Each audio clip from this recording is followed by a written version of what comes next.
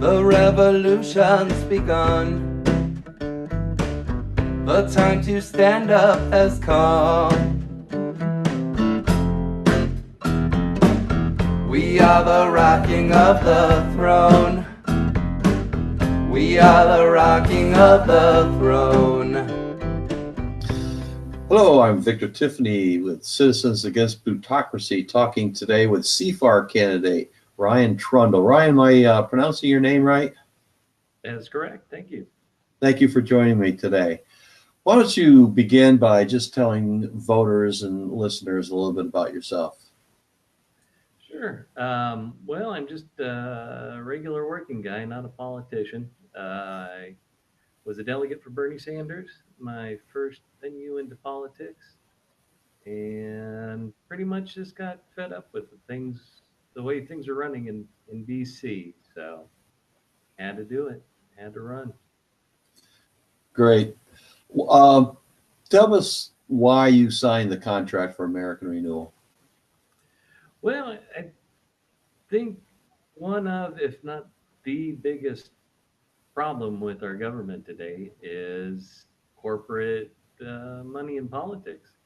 Uh, they buy politicians and they buy votes and they buy laws, and the regular working families get screwed over.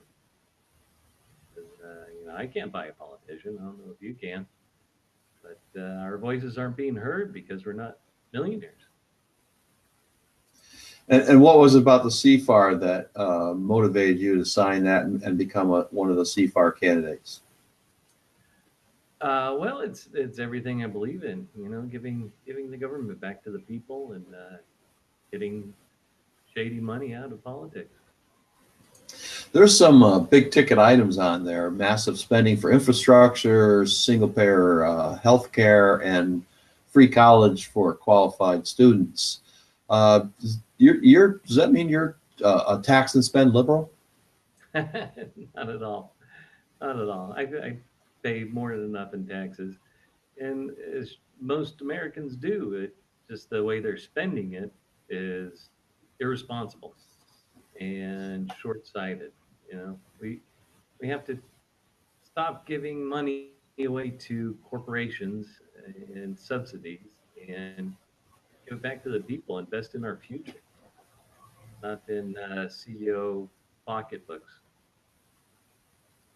Okay. And of the 11 policy positions that are spelled out on the contract, which of those do you expect to talk about the most when you're on the stump or in a debate situation? Which of the 11 policy positions do you expect to emphasize the most?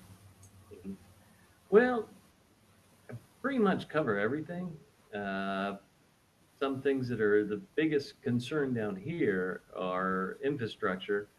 Of course, we've got potholes big enough to swallow your car, and um, our bridges are falling down. We've got bridges everywhere that are crumbling, and people don't have jobs. So, you know, rebuilding our infrastructure and guaranteeing federal jobs to do it is something people really are into. Also, the healthcare. We've got 30% poverty rate in my district, and a huge amount of those people don't have health insurance. You know, just minor sickness, so bankrupt them. What are you doing to reach out to these people who are poor and unemployed or underemployed to let them know that you're not an establishment Democrat and that if they're not registered, they need to get registered, and to what are you doing to reach out to them? Yeah, well, we're doing things kind of different. We're not we don't have buckets of money like uh, corporate politicians do, but we actually get out there and talk to people. I know it sounds crazy, but I go knocking on doors every day and go to events and where real people are and see what they need, see what they want. That's apparently how Ocasio-Cortez won her primary. It was just Right. getting out and talking to people. Well, you're supposed to be representative of the people. How are you going to represent them if you don't know what they want? A good question. A lot of television advertising, that's what they use. How do you plan on deploying this contract? In other words, are you going to mention it if you get into debates with your opponents? Are you going to use it in any of your advertising? Are you going to make it on your website possibly, or any other situation? How do you plan on actually deploying the Contract for American Rewewal? Certainly. Well, it comes up a lot. Talking to people, of course, it's on the website, on their Facebook page. Probably post it more because it's really important. And I know my opponent has signed one as he's taking corporate money by the fistfuls. Uh, we push it every chance we get. And finally, tell voters why.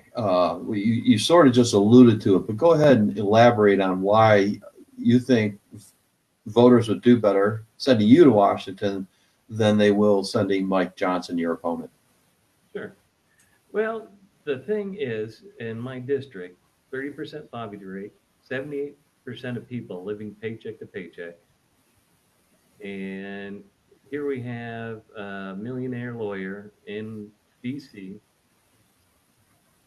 saying he's representing them, but only passing laws that help other millionaires. I'm working dad. I know what the issues are for us. I know how we can improve our lives and not just the lives of the wealthiest 1%. You know, this trickle down isn't working for anybody except for the richest in America. And it doesn't go back into our economy either. We need a local working person that knows the issues that will fight for people in DC. And just to be clear, you're the Democrat on the ballot, and you said something in an email to me about the number of registered Democrats in your district. You want to expand on that? Yes, sir. I'm the only Democrat on the ballot. There are 62,000 more registered Democrats in our district than Republicans. We also have 100,000 independent, no party, but about 65% of those tend to vote Democrat. Uh, we've got a very good chance to win. Yeah, it sounds like it. And if voters want to get more information about you, what's your website? RyanTrundle.com. And we're also on Facebook, Ryan Trundle for Congress, Twitter, and Instagram. Okay, that's great. I've got your name up there so they can spell that when they go looking for it. Ryan, thanks for your time. We appreciate it talking to you today. Good luck with your campaign. Thank you very much. Revolt Against Plutocracy won't just be covering the news about the necessary revolution in the United States. Sometimes we'll be making the news.